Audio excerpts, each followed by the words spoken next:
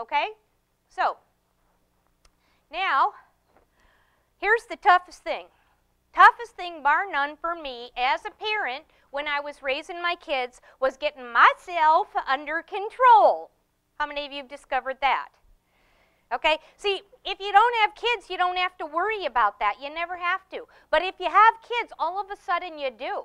Once you have kids, you have to grow up. And by grow up, I mean that you have to be responsible for your behavior. Because I hate to say this, kids take what you do personally. They're very egocentric. Kids are egocentric. So when you scream at them, they think they're bad. And it's not their bad, it's your bad. But they don't get that. You know, if you scream at your spouse, hopefully your spouse goes, having a bad day, are you? What is up? Right? What up with you today, honey?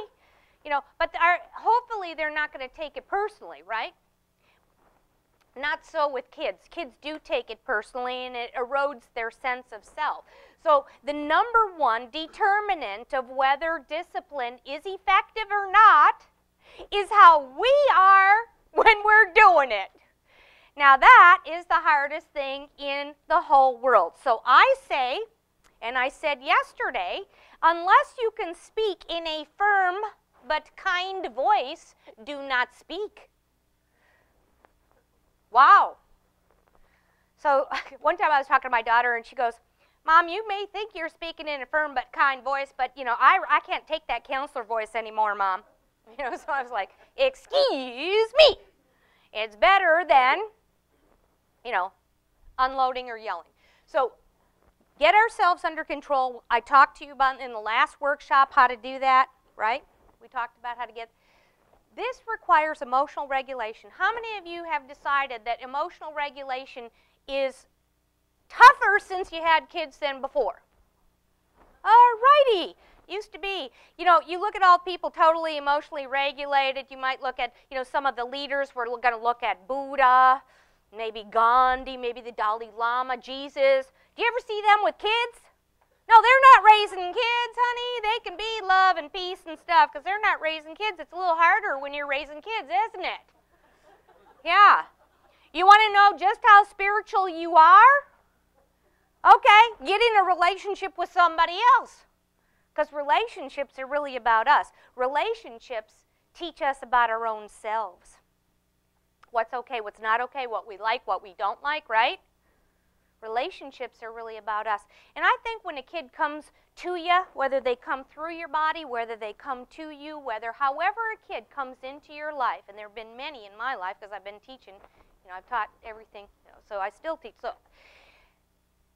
whenever a child comes into your life, I think it's almost a sacred agreement that you're going to learn from them even more than they learn from you. How many of you have been finding that's true? It's pretty magic, isn't it? Huge learning curve once you have kids. And the biggest learning curve for me was to get myself under control, which I had a hard time with. What regulates emotions? What can you do? What's the number one thing that you can do to bring yourself down when you're like, thank you, breath, but not like, you have to in through your nose, ready? Do it with me. In through your nose, out through your mouth, slower. In through your nose, out through your mouth, slower. In through your nose, out through your mouth, slower. How you feeling? A little calmer? It actually gives you breathing space. You know how they talk about breathing room or breathing space? I want you to do that deep breathing because I want you to get a little space. In that space, then you can choose how to act instead of react. Then you can say, what would Barb do? Barb said, what did Barb say? What do I do? Okay? Instead of going, rah, rah, rah, rah, you can take some deep breaths, back it up. Okay? I'll give you my go-to question. Here's my go-to question. Because there's sometimes even when the parenting expert might not know exactly what to do in a certain situation. But if I don't know what to do, I ask myself this question. What would love do? What would love do? If you ask yourself that question and you respond in a loving kind of way, it beats the heck out of the alternatives. So, let's talk about the brain real quickly. There are 3 parts about the brain. This is called the triune brain. Everybody make a little fist. Make a little fist. Stick it right here in the back of your brain. Okay, this is called your cerebellum. Say cerebellum. This is the fear mode of your brain. This is your fight, fright, flight, autonomic reaction. Okay, on top of that is your limbic center. Okay, the limbic center is your emotional center. Emotion drives learning. You have to be a little emotionally connected to learn something. Did you know that? Emotion is what takes things from the short-term filing cabinet and sticks it into the long-term filing cabinet. Okay, where were you last September 11th? Who knows? Wasn't even that long ago, right? Where were you when the towers came down? That was like over a decade ago, right? Oh, how come you remember that day? It was so long ago. Because there was what? Emotion. Emotion is what takes things from your little short-term filing cabinet and sticks it to the long-term filing cabinet in your brain. Emotion is real important. It directs learning. Kids learn best when they're emotionally connected, and kids learn best when they feel safe. Okay, on top of the limbic center is your cortex. This is where your frontal lobes are. This is where you can choose how to act instead of react. So here's the world according to Barb. Okay? Oh, 3 brain principles real quick.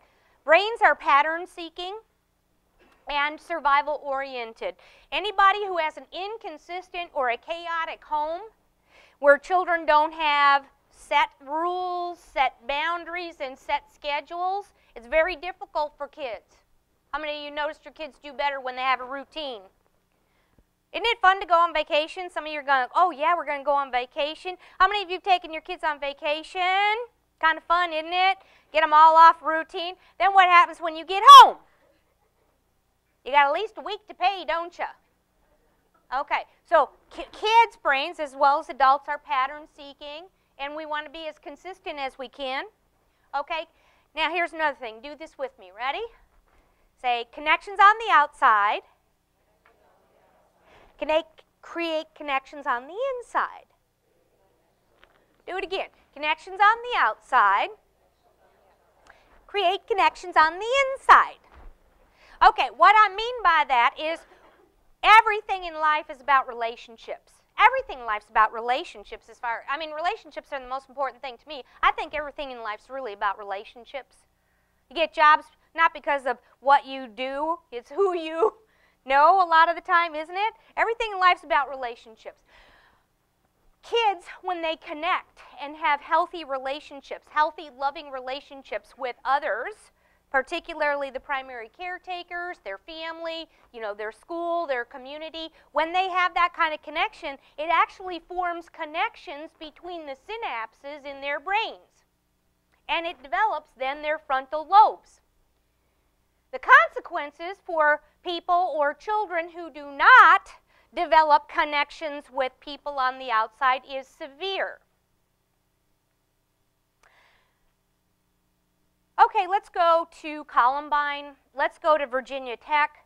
Let's go to all of those crazy shooter people. What was the same in all of their profiles? Loners. Did they connect with their own family even? Even the one who shot Gabby. What about him? Does he have any friends? Is he connected to his family? Okay, when people don't form these connections on the inside, their frontal lobes don't develop. When the frontal lobes don't develop, they don't develop a soul. They don't develop a conscience. There are severe ramifications. So the more connections that your kid has, how do we connect with kids? How do we connect? Play with them. Wendy's right. Here's how I'm going to connect. Here's how I'm connecting with Wendy. I'm looking, she's like, back it up, babe. You're way in my space. Okay. Eyes. I do this to her because I kind of know her. All right. Eyes, eye to eye. You touch, but it's nice touch. How many of your parents pinched you? I asked this in the class, and only a couple raised their hand. How many parents pinched you when you were kids? Like they didn't like you doing something, they'd kind of get you like right on the inside of the arm. Okay, that's not okay. That's not the touch I'm talking about to connect with your kids. So when you connect, it's eye to eye. You get down on their level. You look at them. You touch them nicely. You talk to them, and you listen to them. Children who are listened to are more apt to listen to you. Okay, now we say we listen to kids, but most adults, and this came out in class last night, I said, okay, what was the best thing about, I always ask, what's the best thing for you about the class or the workshop? And I'll probably ask you that make you tell me before you go. Last night I was doing a parenting class for SRP, and I said, okay, what was one of the best things? Or yesterday even in class when I was doing one. So what was the best thing? One gal said, slow down, go at the kid's pace. Another one said, to not multitask when I'm listening. Okay, if you're doing the laundry and you got something on the stove and you're wiping the counter at the same time and yeah, okay. Yeah, how many of you do that with your kids? Yeah, and we're not really listening. You're not looking to them because one gal in class last night said, you know what, after working all day, I come home and it's like Chatty Cathy, and you're just like, I can't listen anymore, okay? I know that same feeling. My mama came to visit me, and in fact, I brought her to the NCPG parenting class. That was kind of good because I tell stories about her. But she wasn't stoned. It was all right. When she visited me, she spends way too much time alone. That's real clear about my mom. Her husband died a couple years ago, and so she's kind of lonely, and she loves coming out. Anyway, I'm a counselor, so I kind of listen for a living, and I teach for a living. So I would get home, and my mama would be like, and I get it, because if it's not a kid, it's, your mama. And she was following me into the bathroom, and I just wanted a minute. And I was trying to listen, but I was kind of going, shut up, shut up, shut up, in my little head. And that's when you need to say, I'll tell you what, I can't listen right now, but I'll give you my full attention after I've had that first glass of wine. No, okay, so what I'm trying to say is that with kids, they notice when our energy is not focused on them. And what will happen when your energy is not focused on kids? They will get your attention, won't they? How do they get your attention? Mama, mama, mama, mama! Until you're like, yes, enough, what do you want? Right? Okay, so we talked about that yesterday. We'll kind of go into it a little bit. Okay, so connections on the outside create connections on the inside. Here's another thing about brains. The brain functions optimally when a child feels safe. And I'll teach you why, okay? So old discipline relied on fear.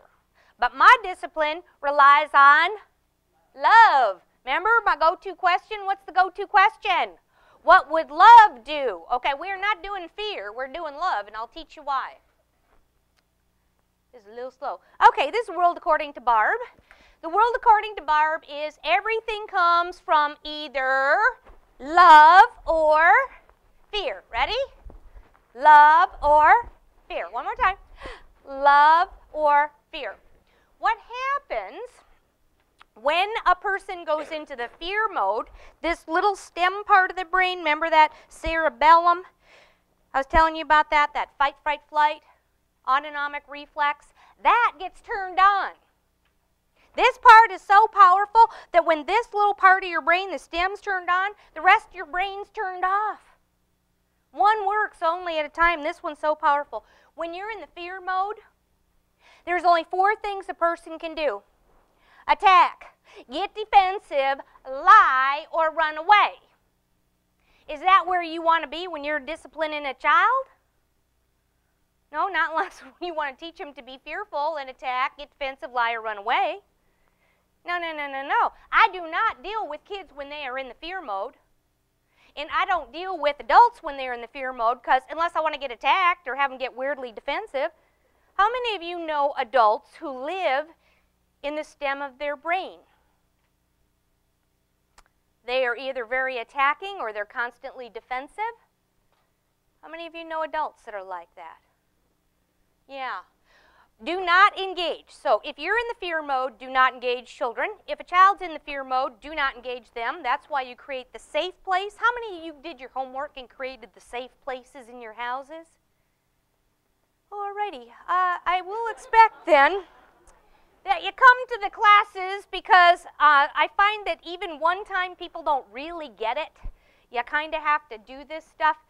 Yesterday, I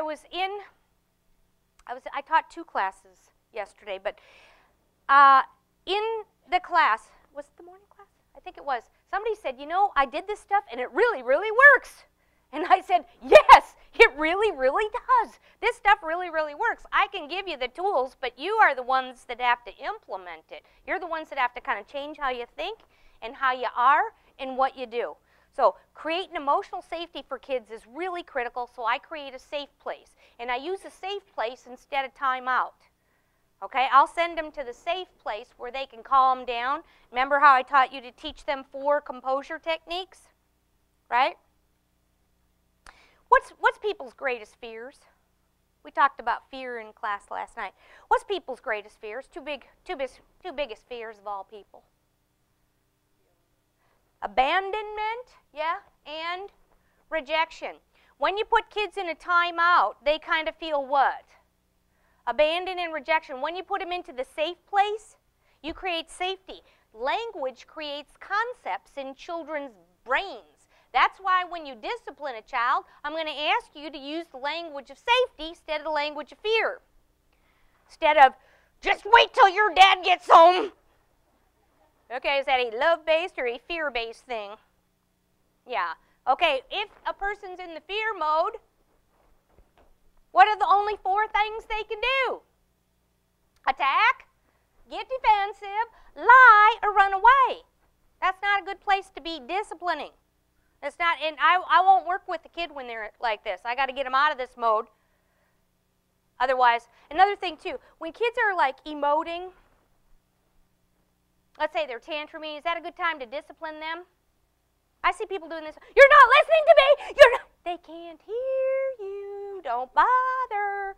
Lot of discipline is about timing too. Used to be thought that children were like dogs. Okay, they pee on the floor. If you don't wipe their nose in it that second, oh, you have missed this learning opportunity. Well, that is not true. Children have memory. You say to them, hey, remember when? And they do. Okay? Number 1 determinant of whether discipline is effective or not is if we're calm and they are calm. You've got to both be calm. If a kid's real upset, is that a good time to talk to him? Okay, you're super, super upset. Let's say you're super, super upset. Is that a good time to talk taxes? Gosh, the 15th's coming up. Have you fun? You know, is that a good time? No, it isn't. I'm sorry. Same thing with kids. Don't try to teach them something if they're super upset. You got to get them calm. How do you get them calm? You take them to the safe place. Okay, when you're in the love mode is when you're in the cortex of your brain, right? This is where you get to choose how to act instead of react. This is where I want you to be when you're going to discipline a child. I want you up here. And if you need to give yourself that breathing room or that breathing space to get up here in your brain where you can choose how to act, and you might even have the wherewithal to say, what would love do? Okay? Instead of attacking them. Right? Much better. Okay. Everybody know the world according to Barb now? Love or fear? Fear-based acts rob your child of not only their dignity but their self-worth. Okay, how many of your parents used embarrassment or embarrassed you? Yeah, how'd that feel? Not good. Don't do that to your children. Do not do it to. I will tell you this though, sometimes when your kids get older, I was working as a counselor. I was working for the City of Tempe Social Services, so I was a prevention counselor, and I was at 2 high schools, Tempe High and Compadre. And so prevention counselors I am a certified guidance counselor, but they don't do the guidance counseling stuff. They work with suicide ideation, cutters, eating disorders, that kind of stuff, right? So I'm at Tempe High, and my daughter said to me, because she was attending Tempe High, so she said to me, Mom, don't do anything to embarrass me. I said, how many of you have gotten kids where it's gotten to the point where you're just alive and breathing? That could just embarrass the hell out of them. So I said to her, I said, what constitutes embarrassment? Does saying hello? Shall I just pretend I don't know you? What? What would work best for you? So I told her, I assured her, I said, you know what? I am really not going to interact much with you or, you know. So the very first day, I had to go get a kid. Now, of course, I knew her schedule. It was an AP physics class. There's only one. I had to go get a kid. I know it's her class. So I had to go into the class and get the kid out. And I walked in the class, and she's like slinking down. And I'm just like, whatever. Anyway, so I go get the kid. And so anyway, it was kind of nice because I knew a bunch of the kids in there, and they're all like, hi, Barb, hi, Barb, hi, Barb. You know, they were all like kind of friendly. And then pretty soon she just, you know, she was okay because, you know, I guess it didn't. So later on, I will tell you this. This was the cherry on top of the cupcake for my day that day. She said, you know what, Mom? Your outfit today was okay. I was like, oh, thank God that my outfit today did not cause my daughter some embarrassment. The fashion police. Thank God. Okay. The next thing, humiliation. Do not do this. Shaming, blaming, humiliating, shaming. My parents did this a lot. Instead of looking at mistakes as opportunities to learn, because that's what mistakes are. How do human beings learn? Sorry. We learn from making mistakes. That's how, well, hopefully we learn. And don't make the same ones again and again and again, because the universe will give you lots of opportunities to learn, and you can repeat the same thing so you can learn from it. But we all learn from mistakes, and kids do too. But when I made a mistake, it was like, who did it? Who did it? Well, of course, it puts you in the fear mode, doesn't it? So what are you going to do? Lie. Okay, let's not do that to kids, okay? Because kids say to me, I'm going to do a whole class on lying. It's not this one coming up, but I do a whole one on lying and what to do. But anytime you shame or blame a kid, it will put them in the fear mode, attack, get defensive, lie, or run away. Okay? And emotional isolation. How many of your parents actually withdrew their love and approval from you if you didn't do what they wanted you to? What, I'm the only one? Really? I'm the only one whose parents did that? Yeah. Okay. How about grounding? Yeah, grounding. Or brute force. How about brute force? Yeah, my dad actually drilled, he had it was like a paddle. It was a wooden paddle, and he drilled holes in it for better wind velocity. Yeah. Well, that stresses the system and throws somebody into the lower brain functioning, the cerebellum, the fight, fright, flight. What four things can a person do? Attack, get defensive, lie, or run away. Do you want to put a kid in that place? No. No, you don't. So we got to learn a different way to discipline. So here's what we got to do. Got to get ourselves calm and out of the stem. Our brain, we do that through what? Breathing. That's right. Get the kid calm and get the kid out of the stem of the brain. How do we do that? By breathing. We teach them the balloon. Everybody know the balloon composure technique? Ready? Everybody do it with me. Ready? Okay, we teach kids how to change their breathing, but we have to do it by a game. Blowing bubbles, blowing a pinwheel, but a lot of times you don't have props. You got to go with my balloon. Okay, get the kid calm, get us calm. Now we're both calm. This is how I teach kids too. I teach them to say, I'm safe, because you know what you need to turn off this cerebellum, this fright, fight, fight mode? You need safety. So you say, I'm safe, and then that puts you in the limbic system. What regulates emotion? Breath. So you say, keep breathing. You can't just say keep breathing, though. You actually physically have to keep breathing. And then that puts you up here in the cortex, and then you tell yourself the truth. I can handle this. There have been times when I have, as a parent, said, I'm safe, keep breathing, I can handle this. How many of you felt that a little bit as a parent? How many of you have recognized that being a parent is kind of like Mr. Toad's Wild Ride? The highest highs and the lowest lows, right? And it's a lot tougher than you thought, isn't it? Okay, so I got to tell you a happy story about I'm safe, keep reading, I can handle this. When I was working as a counselor, I was working with emotionally disabled kids. These are kids that were hurtful to self and others, 4, 5, 6, and 7-year-olds. And they take them all, because they've been kicked out of the other school, so they take them all to one school and put them together in one classroom. Yeah, who thought that up? Not me. Not a good idea. Anyhow, so as I'm kind of working with these kids and giving them I have taught them, I'm safe, keep breathing, I can handle this. And I taught them how to handle their emotions, right? So that they don't act. All kids are going to act out physically. And then they'll move to the verbal.